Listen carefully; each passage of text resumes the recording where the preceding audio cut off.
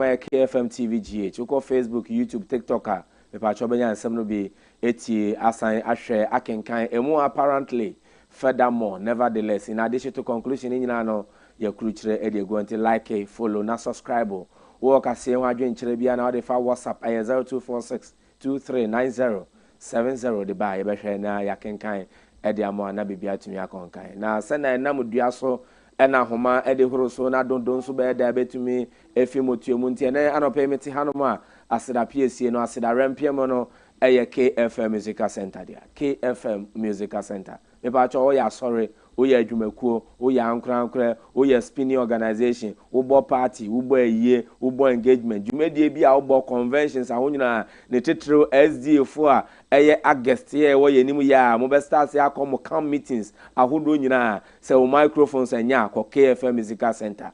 se untwene enya akọ KFM Musical Center me pa cho se o speakers enya akọ KFM Musical Center se me no ka se ukombo guitar enya ko KFM Musical Center usika nso a mensoro ye won hyehye edemamo obetumi etua ne kakra ene memene da bia mokọ asore na wo moto collection na moyi na mo de bia akọ adwada ene memene da wo moto collection na moyi adwada na mo de akọ kwasi ada nso mokọ na moto collection adwada na mo de ama treasure na wo de akọ na akwakotua na bibia etumi akonkan enti ba jo hwe ye kira kwan e wo asante mantem mo ye wadum ye ne Sambra Hotel ene de enum hwe enkran ya Zongo Lane Benjilo abro santen no mo no eho ne adenden ye ho ne ani children hospital de enum hwe no ne awonte ase obesa otua ne kakra na ogege nso a mpacho friend penny for e was 0244941047 0244941047 na oni ye eni nkomo mpacho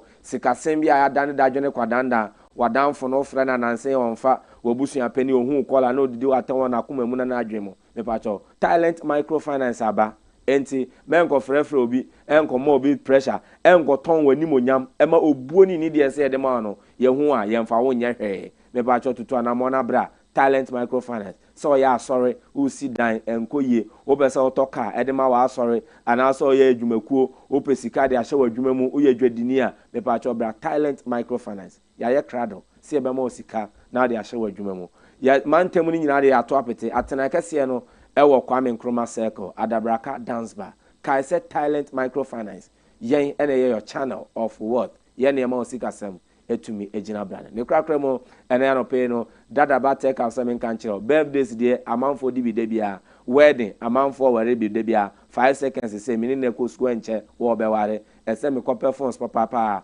edema woni Dorothy na bibia no etumi akonkan de bia nso de ene obi tu ne badin obetumi akwakope iPad bi iPhone Android phones ene ho aka de ope TV screens ene sound systems ahodo edi siesie dem a dada ba take up me pacho ubenye bi ewo hono obonwo ma kira kwan ewo Carnation ye bentakwa station baby a buses no elodu na no ne awonte ase obesa otwa obi surprise obesa ye ko deliver ma no obesa ye special package frɛ yen ewo 0206 016037 0206 016037 ebusun adwume kwa da Roma ena no pay wo ma boka kire asumi agongwa me de nsem no e de beso no ne edi makotin no bi eni the new patriotic party MPP amanyo kuo no eye January bosom de toso aduasa ba ko ewo mfimpe no e na aduonu nsia se wo behwe akwakoto aba eye Franka Tubre so afo no e behwe ma mfimpe na aduonu abato no etumi afa na ntuma pa e de afra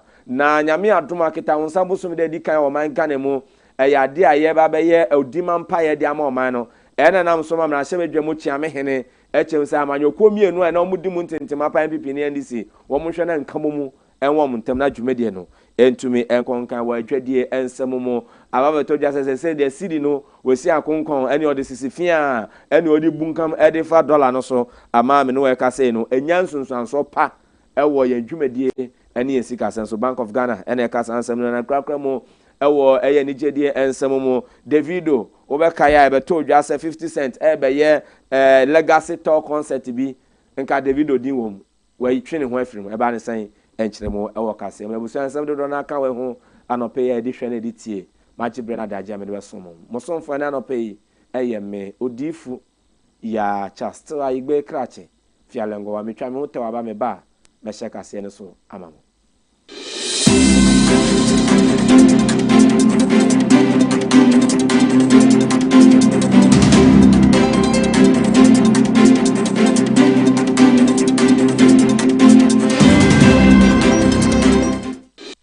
waka de ato se o hya se buru nsuo ntama na wani eye kokko ene nam so ema the National Executive Council ye chanti aka se NEC e de ma the New Patriotic Party NPP amanyoko no wo mu ekokko di nhyiemu enura de yi se no metumi ahwe na amanyoko no mato ato anema de egu akwan mu na eja wo ma hya se aye jogging tentem akeka kaka anema sie ni choka ne mentime ho ase ene ntokwa nketenkete eja bi edede wo ma amanyoko na ase no wo metumi apene nyina anopoma sebre ene nam so enura de wo mu kokko hia ye ene om de ababetu dwa se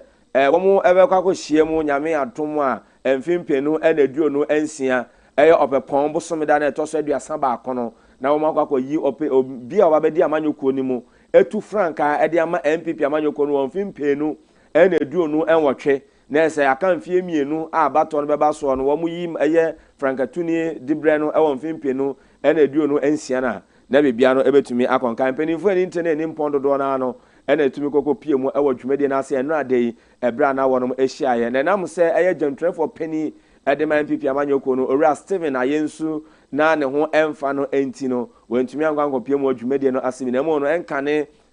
mampeni abede eche Dr. Alhaji Mahmoud Bawumia asante mantem dwumtrefo penny de MPP amanyoko no Bernard Entry Bosi akonchama wuntumi ena afa twetwefo penny ede ema MPP amanyoko no Justin Frimpong kodua etwanti aka se JFK wo mo nkoko hyaye ena wo mutu sana mo na wo bra wo mo edi nkomo no ensama hodo bia wo mo de tudwa eni committee and the National Council also received reports from the amendment committee chaired by Mr. Frank Davis or lawyer Frank Davis, and in the words of the committee they received over 300 proposals from the rank and file sympathizers of our party, and they briefed NEC and National Council on where it got into and the key areas that the National Council had to take a decision on. With respect to the call for expansion of our electoral college, indeed the committee spoke about it, and again that decision as to the number of expansion or the expansion level will be determined at the delegate conference scheduled to take place in July. The committee also spoke about the time for our presidential primaries, and again the committee agreed that that decision does not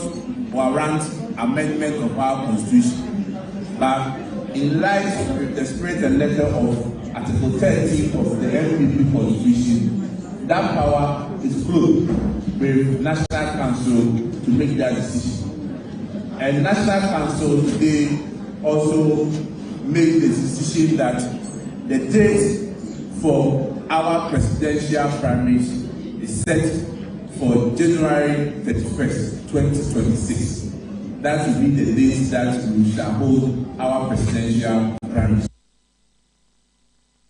Enti openi a wokasa ye twetwefo openi ye de ma MPP amanyoko no Justin Frimpong kodua amranim ni JFK ene wode sansem ye de tudwana ye nto ansem no so be kaya mampeni His Excellency John Dramani Mahama ebeyi empenifo a womehwemu e wo mansini ahodo no motumi aya na musie e wo hono na wo matoto dwumedie no na asante achem no tabato wonpeso aso ene mansini no de maami a wono mo ebo ne din eye Sara mo akon a ekọ eye mpren baako emiensa so ema wodi nkuguo ene na mso ma asante mantem no Dr. Frank Amakon hene na otwetwe mu eye fiada no kokko pie mu asante mantem ene omudi kodi nkomo no jo serabe ekokko ba ne saa na wo mema empuntuo ne nkanko ewo eye asante achem not mensine no mo na tumi to akansinsemu pa na ene na mso ma enu ade ene ja wo msan kokkoto aba no wo kokkoto aba no na nka asem ne memes no wo mo ye baba kon aduasa ba kon wonu mo hwe ni se amamra ye di bo man Ghana afia ankrodo okomienu no so otumi enyemu ebupen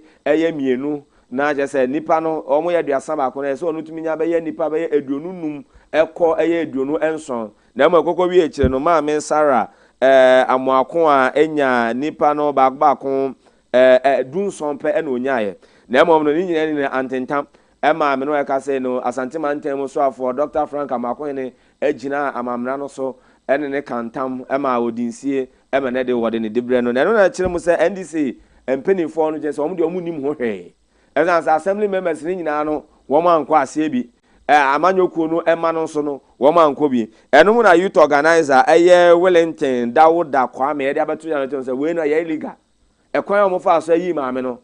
amamra no wo mukutia enti enya ade a wo mugitum a ebeye ye enti wo muntumi ne maame no enye adwuma nye enye adwuma na ese no nso ne nsem a me no ka se no fi Asante Achem North mensini no mu de ba yentoa kase no so emfa mamo ena no pe obeka ya mampeni His Excellency John Dramani Mahama abo atemuafo baba ko enson edin se wono mu enko ye Supreme Court wo man kanemu na wono mu nkonko boana asɛmdie ene atemuo entumi mfa ne ntoma pa de fra adwoada no ena omo no ehya ase ebra justice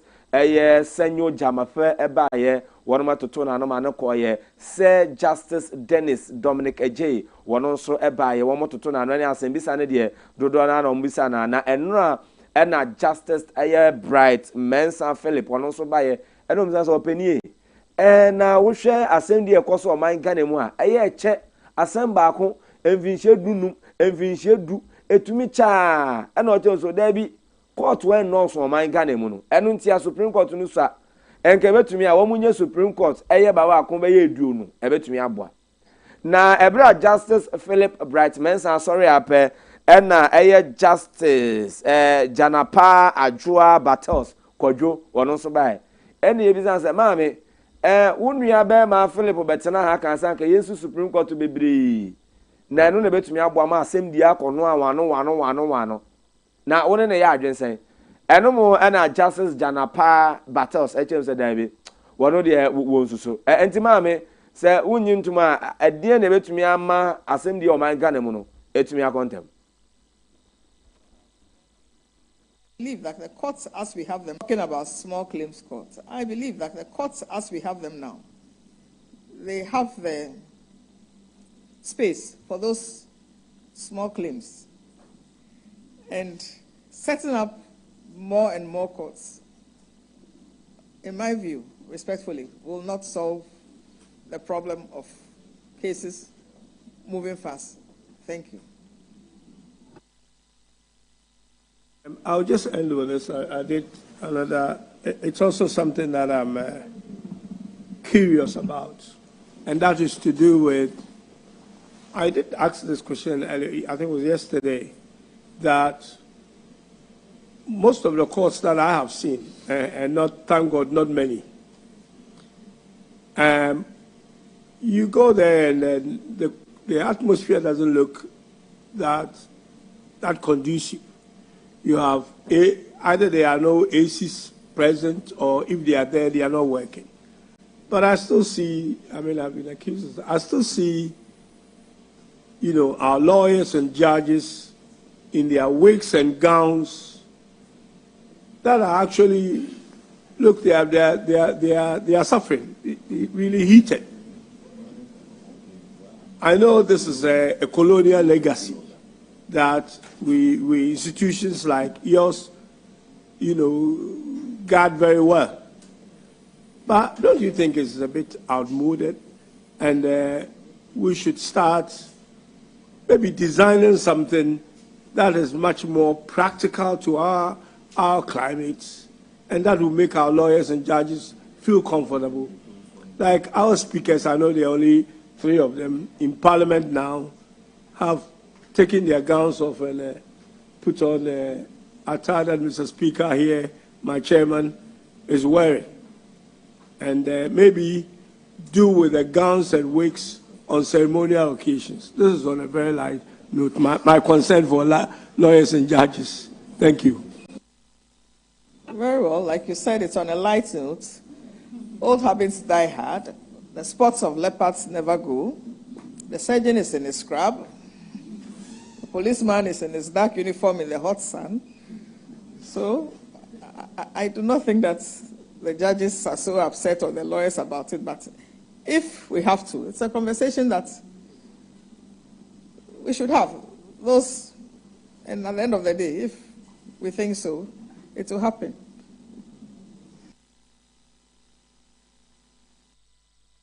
Justice Janapare Adjoa Battles Kujo no ena wana odi nkomo na ekobi echire no de na matade na wonu mo hehye no echire ena ma me Janapare Justice Battles echire mu se betumi a enkansa ntwerefo a wonu mo ewa asemdi bia ahodo na ebre na edo bia no wonu mo to nkra edi free ho no edi eba no nka yemfo mo mfa entity asunkumu na amamra no wonu mo ntia asieye eni ese asem ba na eyamunato a ensentwere ni behu se na obetumi aka na afa se ye krono a obehu se na obetumi aka na afa se ye epobo nso a obetumi ahu se na obetumi aka na afa kamia sensentwere fododo na wono mo ewo asemdi bia hodo a wono mo to nkra de fi wo de ma ensentwere kubata hodo wo man mu no wo mo teme da ase abra no matam wo makura wo kire se no enya de betumi abo antino nka enhihye bi betumi akoso na yakon mu nyina de akwakogu faako ni a kyerɛkyerɛ mo ene amamra no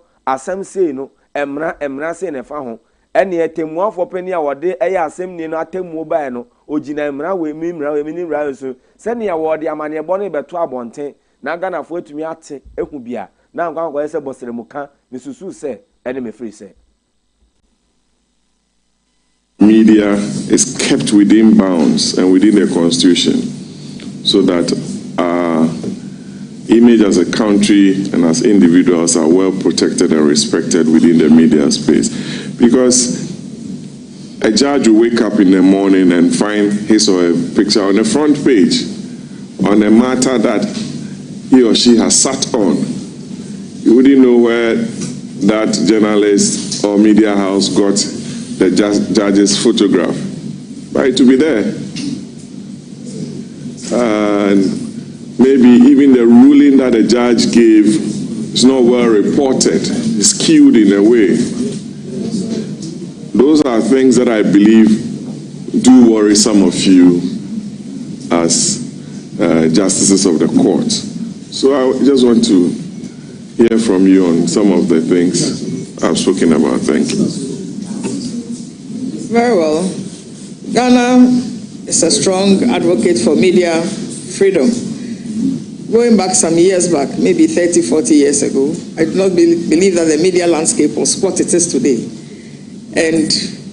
perhaps that has propelled us into a kind of media free-for-all, if I may put it that way, like you are saying. So some of these things happen, and of course, we get disturbed. Others go to court seeking for their reliefs. However, I do not think that we have to go out right away with a big stick, knocking everybody. Maybe we first of all have to engage the media. Their responsibilities, their freedoms have to go with responsibilities. They have to know that. We have to sensitize them.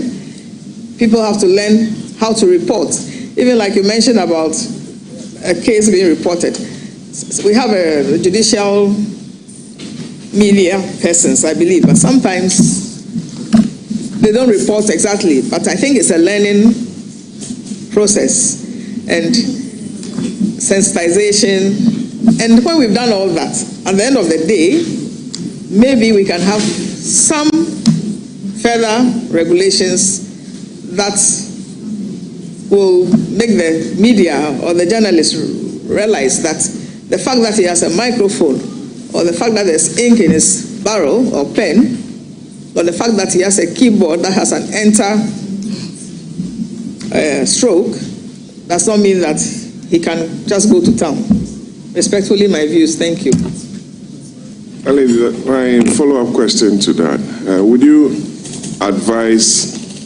the Enti we Justice Janapare Battles one on for Patrick Boama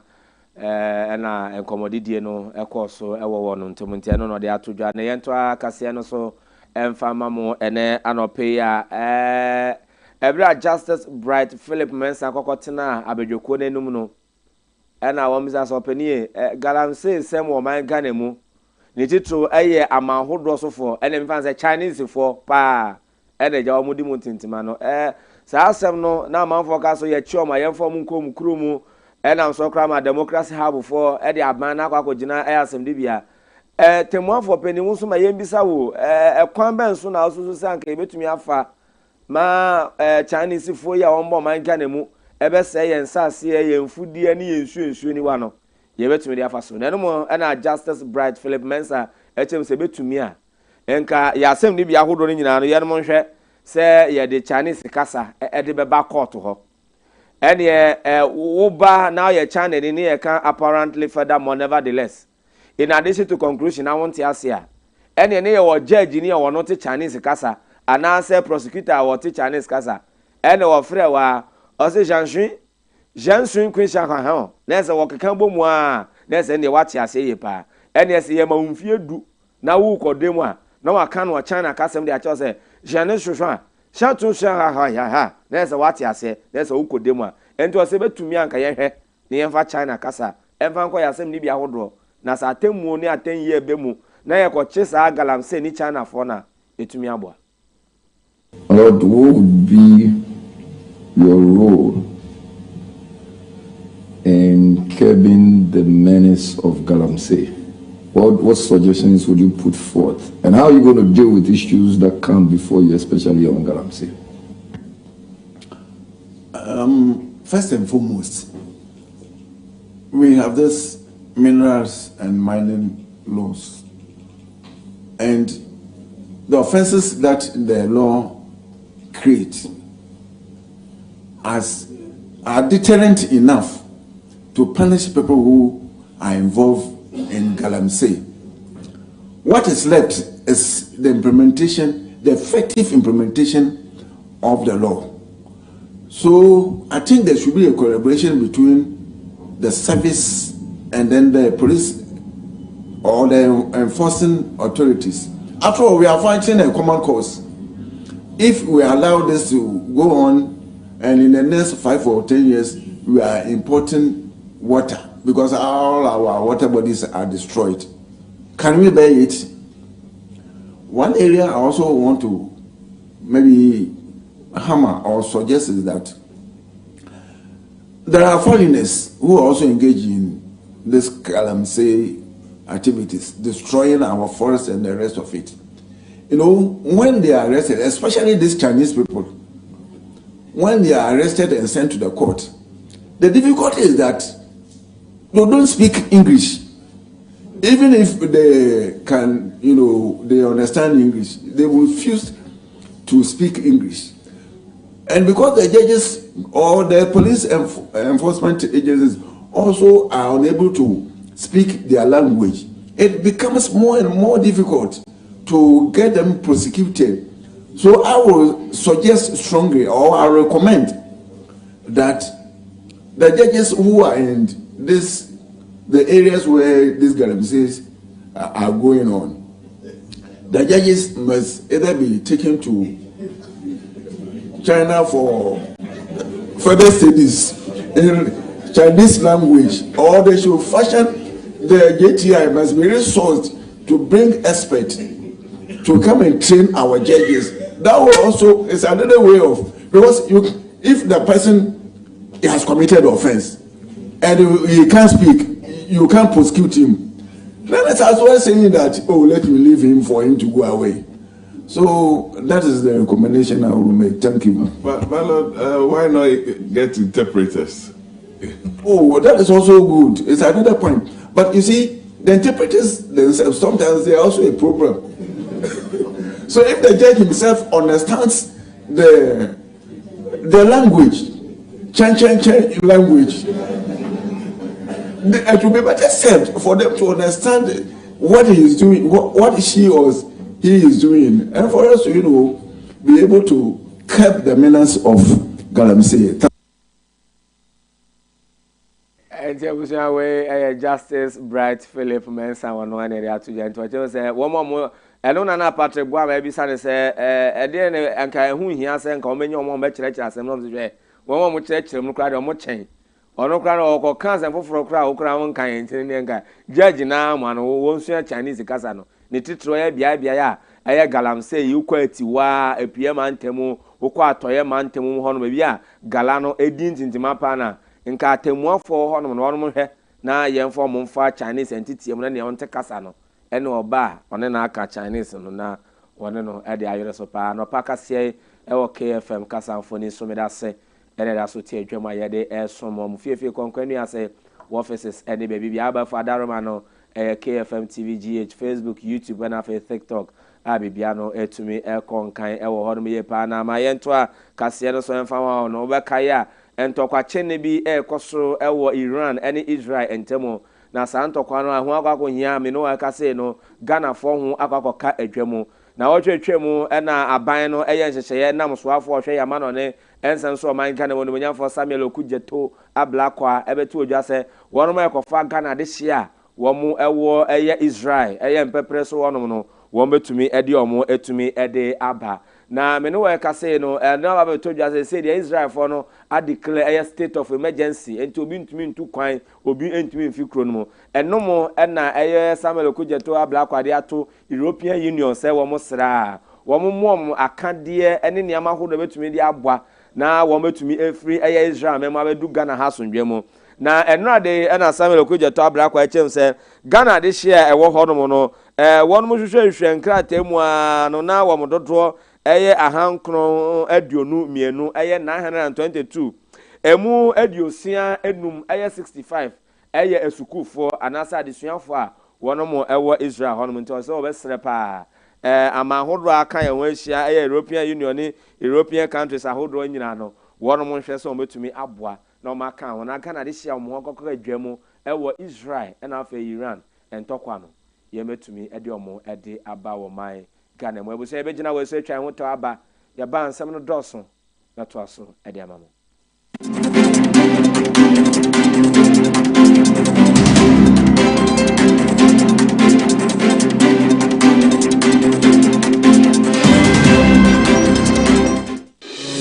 Yo, amanfo ene ye mama kwaba e de ba eye KFM musical shop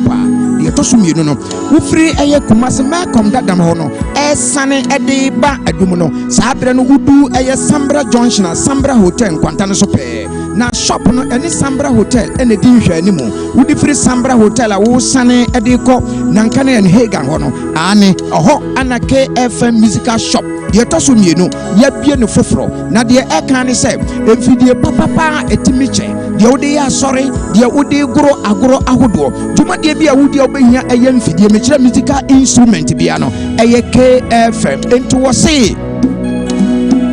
Ghana muntie Asantema muntie eye KFM musical shop ana sabre ya bie no foforo mu no chan ewo prempe the second street we free all Melcom down na wo sane ede ko adum no ane udu Sambra Hotel nkwanta so na wa tane on sani faso oho ana KFM musical shop yi ewo yani Sambra Hotel ana ehwe animo ya twan abrebia gina mese se meya proud ana se meya dwa me free Kumasi adum KFM instrument store obi bisa sa se bo me fu dia wo to no woni sida wo de niam papa ejina wonim na wo to no wo say yes wo to no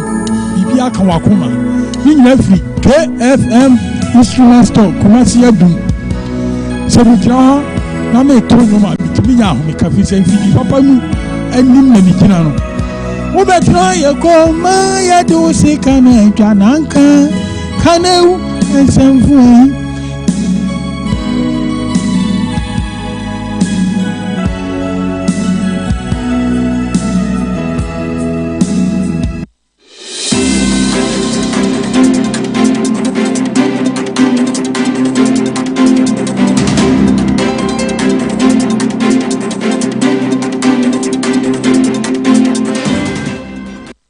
se na mensa ema wa kwa babie mo tresem no kra kan de ato se ye mo mpaye ebra ye mre ho ade nyine mo nso no ye mfa sida entontom enkanfo emfa ma otwedi ampo basaya adomato kra fa chen yankopon totobo nso a wo boss no asase ne nam so ema mampene His Excellency John Dramani Mahama ede abeto dwa kire mu se kita wonsa bosome bia na se afi bia no bosome nsia bia wo mu no Ghana de hye nyina ebeji twi ebeji cha edi hyiemu na eja wonmo akọ otwedi ampo basaya dom nanim ewo mpayebo emu na Christopher ebeye wonmo ede eye eda kwasiada na afede eye nifia danso no ye nuano Muslim fo nso no eja wonmo akọ ala ho na wo makọ bompa kronkron no edumi ede achero na wo sa dwumedi ne nhihye ntino kita wonsa bosome da edi enim ya no ena ye hye dwumedi no ase eye aseda ayeye entontom ene enkanfo eye dwumedi eda no na nam so ema eye mrahye bedwemu chiame hene ewo man kanemu eye Alban Kingsford Sumana Gbagben ede abetu jana chense we de obesere amanyoko ahoro mienu pe ene di ntintima eba ne yamanyo semu ewo man ganemu hanoma eye MPP amanyoko no ena afa eye NDC amanyoko no obesere mo se enkabom kroye ene ntiase emra enya afa na dwumede ne bedi ekire na asimesi nam ha na wo to ayampia na obentin so nam ha ene na wo twetwe amanfo na nti wo chemse no ne de emwa oman nchichire ene ne mpoto nti no enkabom ene obesere sa amanyoko mi nuoi ene Ghana de hye nyina ebenya adwenkromu na yakọ twedi ampa basa ya dom nanim na yede mpae ekoto ne nan ase na ye komozrami eye alanso nchen a na wono nso no etumi etie philosophy America versus Russia. If not, it's one Korea, and they divided it: the south for America, the north for Russia, and that has become a bane of conflict up to date. Why? Brothers and sisters. And so Ghana, so unique that when they hear that we sit like we are sitting, even our parliament, when we go around and we are moving together, both opposition and government, the other parliaments are surprised. I was opposition leader for 8 years. I was always moving with my ministers. And they were always, people are asking me questions. You say you are the leader of the minority in parliament, opposition leader. I say yes. But why are you in bed with these people? Are you sure you are opposing them? I said, I'm opposing them. Now, how? I said, but how do you oppose somebody if you don't know the person properly? You are going to fight your opponent and you haven't studied your opponent. How are you going to fight your opponent? So when we won, I met them. I told you so. They said, now we believe. You know? But my colleagues in Nigeria told me that, look, that one, you say you are from Brothers Party. I said, yes. So you people, you sat there and allowed the opposition to beat you in election. I said, what are you talking about? We're not sitting. We're standing. And we fought it, but we lost. Because change is permanent. There's nothing you can do about it. There's no government that will come in Ghana and be there forever. No, it's not normal. Change will come when to come. If you try to stop it, it will come with force and it's destructive. I told my colleagues in Nigeria, no, it will never happen in Nigeria. When it happened, they sent for me to come and take them to a workshop. How to live in opposition. And I was there. Na Ghana man pene His Excellency John Dramani Mahama ebo Samuel Adumbo Trading Sawono enkonkoye kwantrefo pene oda eye death and birth registry no ano enanam so ema me no e ka say eye civil and local government staff association of Ghana etwanti aka say closac wo so mo pepe ni no wo mo pe owura Samuel Adum ena na so ma wono eye ye kire na wo sa ye kire no mo no ena National Labour Commission for enso atablim eye closac fo akakopiem asem de bia say wono ye kire na wono ye no etiamra enyemra kwan so enti no mo hwe na wono mo ntwensensan na wono mo enko adwuma se na betumi aboa na wono mo a ekopem ye ochina ya woda aye homo bobosom da to so du nkro no wono mo hwe na wono mo entwe ensensan na wosa ensemo enum nso no enum na closac for da baba tudwa se opening Samuel Adum botwe no wo ntumi ne nya adwuma ne wo ntumi ne nya adwuma chena enti wo srama mpeni sanka betumi a wonsesa no na wonfo bi fu from ra na se wono pa so mo ne be adwuma de wo mo de tare a eye den a ebe wai. This issue is it's rather unfortunate that just about some few months down the line that the man has been at post is rather intimidating our members at the workplace, at the registrar for persons. He's intimidating our members, they calling them all sorts of names, verbal abuse, physical abuse, and also working with macho men around the offices. This is not a good working condition for our members. So after the meeting, it was concluded by the National Executive Council of CLOSAD that members within the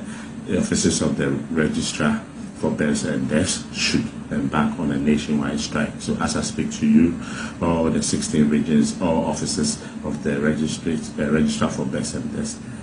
has been closed down, and we expect our members not to go to work until Samuel Adumbotre is removed from office. Removed from office, are you open to some sort of renegotiations in terms of, or that is the only demand, that he needs to be removed from office? Mind you, in the first place, his appointment was wrong. He did not follow the right procedure, because what the Births and Deaths Act tells us is that, yes, the president shall, in accordance with Article 195, do what? Appoint the registrar. Now, when you go to Article 195, they've spelled out exactly what the president should do. We understand that the powers to appoint is vested in the president. Yet the president must do this in accordance with the advice of the council, the governing council involved. In this case, the governing council we are talking about is the civil service and the local government council. This was not done. One, and that's one. Two, when this is done, then this must also be given in consultation with the Public Services Commission. This was also not done. So we have one wrongful appointment. Then the second one has to do with even his qualification as a registrar of persons. If you look at the act itself, that the Persons Act, it says that that person who the president shall appoint, must have relevant academic qualification, experience, and knowledge in civil registration. What do we mean by this? What we are saying is that that person must have demographic knowledge, qualification in demographic, statistics, civil registration. Mr. Samuel Adumbotre do not have any of these. Yet we have civil servants in the Births and Deaths Registry Office who are qualified and have these qualifications to occupy the position. So why then do you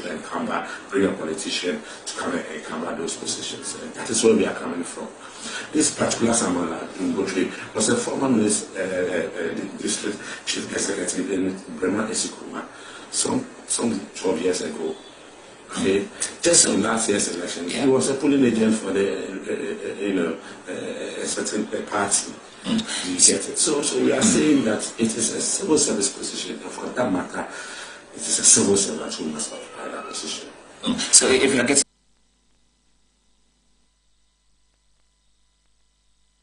na me no aka say National Service Authority for the pin codes ahodo edema won mo motuma wi asuapon ewo man kan mo won mo ekwa akosom man no me ban so mo akwa mo National Service no nipa 132,000 ni echire edam no aka say no mfimpe no ene dio no enum ene mfimpe no ene dio no ensia no won mo ekwa akohwe ma wo mtumedie na tumi akonkan ye pa na eye enrade ya ene baba to dwa nto mo de atodwa say obi biara owie eye suapon ahodo eye Ghana Tertiary Education Commission no no anase suapon ahodo bia no bomode na koho na akwakwohwe opin code na hwe asoye ene biaye ene adwumakomu a ye de wato se na obetumi ehu na bibia no etumi akọ enkan na ye nto ansem no so enko ensem foforo mu a ababeto dwa se fulani ni anedindi Mahmoud wetumi ekun eye ne hokafo Barikisu a wonyem eye bosome enkron bosome enan wafa efuro no me no aka se wakokunu yaya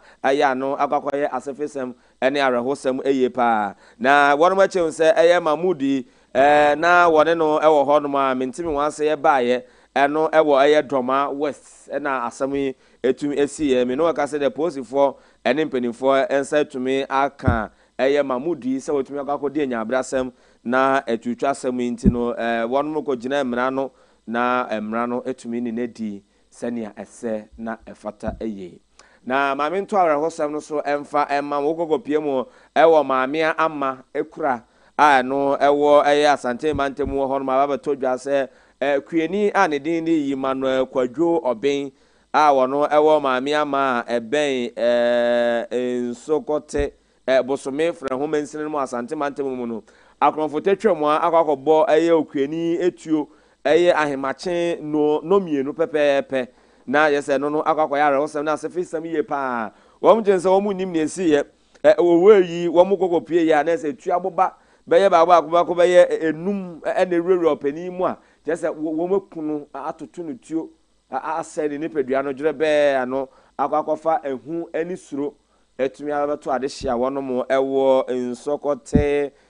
bosome frɛ ho mensene no ewo asantemantam mu a eno so yare ho sema yede to akase no so etumi de amamo migina we so etwa me ho me ba me de kase no ekɔ adwedie nsɛm ede amamo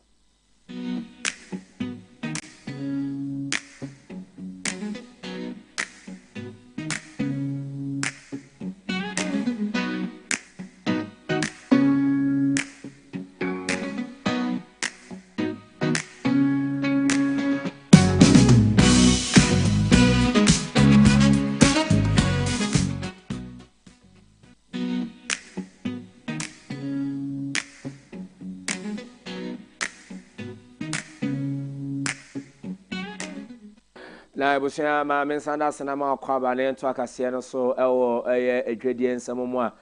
kwantwefo pani a wono ene da Chamber of Petroleum Consumers yetwantia eka se COPEC ano eyora Duncan am a wono ene wokase na ne nsɛm a woka nyina se aban no hwɛ na wonfa ntotoye ene hyehyɛ bi emfengu akwan mu a wose wonte ase ne enti a niama wodo betumi aboa ma yenyinam ansɛm atumi afa ne ntoma pade afra na sa ne ma atumi akonkan no wonim ne enti ame no yɛkase bepem ne aban no mpɛsɛ wode eno abegu akwan mu ɔmkyɛnse wɔm de niama wodo dodo na no ene de akaka kyɛ mampani wɔm de adwenkyerɛ dodo na no ene atumi de akakoma na nso bepem ne enya de wotumi na ntem se ba akwa edimu ntintima pa tema ɔyɛ refinery ya ɔmkyɛnse betumi anka aban no hwɛ na ensesie bi edimu na sefata ɔno anka ɔnyɛ nso bepem ne eno nso ni amahodo a eno betumi aboa eno akire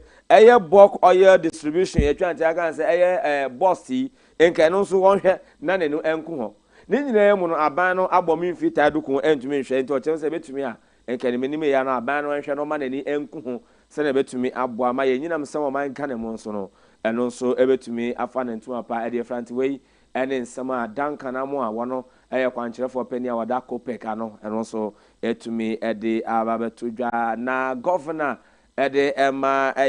oman Ghana yen bank ewo hanom Bank of Ghana governor no Dr. Johnson Esiama wano ene wo kasa no jenhwe se de nyama nyina egu na kwan mu abana ye nyama hunu ndia ama se seed no ogina konkonso ene wo hwe dollar no ewo fam se ya ene wo hwe ne ma no aye ne ye wini we nese no ene konkan ho no nti o je se ni nyina no ye hyehye ne ne mahodo bi no a aban no tumitina ase no ye soafo hwe sika sam so wono a woye governor a woda Bank of Ghana ya no eni mpanimfo eni nteni ni mpon bi no omo ka bi ewo mu na wono mo so omo adwem abobbew no omo adosuko ewo ye sika kuremu ewo man Ghana mu no wo mo eno ma tototo sa na me nyina no chem se we na omo aye no beboa ama ye Ghana ye adwadie eni ye sika sam no etumi afa ne ntoma pa de efra na enimonyam asese aba wo man Ghana seed no mu nso no ebetumi ejina emra no na bibia no etumi akonkanti we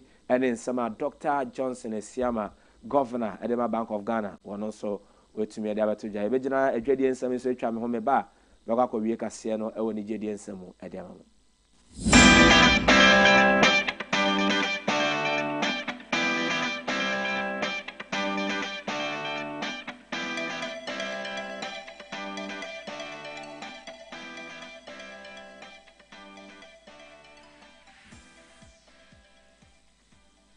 ma mensama akwaba menko wie kase na na no pe na wo ni jedie nsem mu a abrante ba kwa ne din ede John Piasa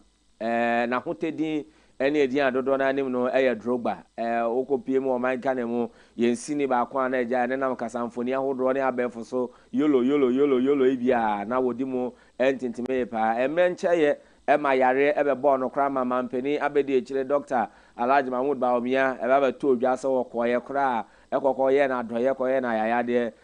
na enomo na babeto dwa kire mu se abrante Drogba yi era babeto se de se si ni twa ne ho sem no enhye de ni nani so se ade wo nani so pa se wo bahwe se na pomudin ebetumi esi peye na ho odin betumi aba eno na se eye ne dadwen na emo se yolo nkonkotwa sini ene na ofemfa ma oba bi na wodi do na se de adwene ni ho adwene nyina eye kwan ne akwanyasa obetumi afa so na wanya na pomudin na ne ho atono na yasane yare eno akire na se bibi fufuro bia betumi abemu a eno so obetumi ahwe nti we ni nsema John Piansa Drogba ewo yolo sa sini ebe ya naija dintintima no wono so etumi edi abetu dwa na ma me ngongo wie kase no emfa emamu ene anope ya yo Nigeria Afrobeat ba ko Davido wono ena me no we kase no na wono maye enhyehyeye ene dwumedie soro nkokra eno gogopie mu ewo Tottenham Hotspur wono agoframa so kitawonsa bosom de tosom yensa 3 July na ba beto dwa se 50 cents wo ba be ne London tour concert no Davido kan hu bi nkra mamanfo ka so ne Davido ekobi Mary J ekobi womo dos ne ekoko biem a ene abrante Davido ababontin se da bi wo ko dwumede na nenye ho enti na wakwa kuruche de ato Instagram IG na wa choro no say this man show isn't ne wa choro brofo na enti wo chense nya ade ono obetumi akwa pie mu Tottenham Hotspur ho no na me no ka say no dwumede a 50 cent legacy concert no obetumi akwa gina mu bi ebegina nsamo so man of ekase no yede ne nyina de asi KFM Musical Center Daroma one the musical equipment, musical ingredients, musical accoutrement, edi abedjaman so. Asore, ankrankre, spinning for monko, na monko ji enfidi papa, na mo bon nyumna, what a tutors, what a liners, what a bass, what a mid, eni nyina na bibiano, etumi akonkai. Usika nso a, obetumi tia na kakanka. Asante mantemu, ya wadum. Ya na Samra Hotel na die nmuhwe, enkan Zongole, Benjula Abro Sanomo, Ohana Bonyo, Freyen, 0244 941047. Talent Microfinance Bra, na Yama Osika,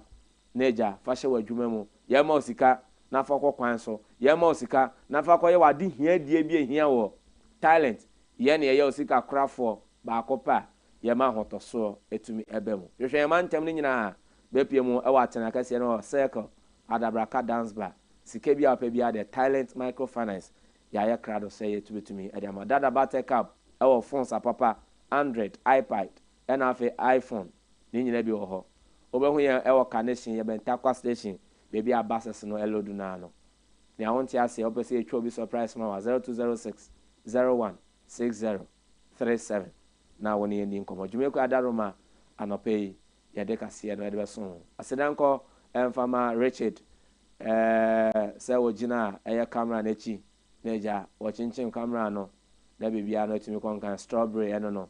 na director Roland 7 years watchempna na mo no fa ne ho nkan oba na da ne o hyehyɛ ensem ne nyina no ede ma ye na no pe no Joelinda wono anso na tine kire hwɛ ye ma bibia no atumi konkan na afi Manseto head of MC a ono nso hwɛ ye ma otwa ye de to mu ewo Aberfontein time video no so sound solo wono so hweye ema bi etumi konka mo sonfo na no pe no chief editor Emmanuel Boaten Ogboyi ma wono na nsem no keka ni nyina de sie ni a yetumi de so edi ameje so no pe no Odiyifo Yaw still igbe krache fialengo wa mesi ha ema mo nyina mo ede hwa ya jeme odehye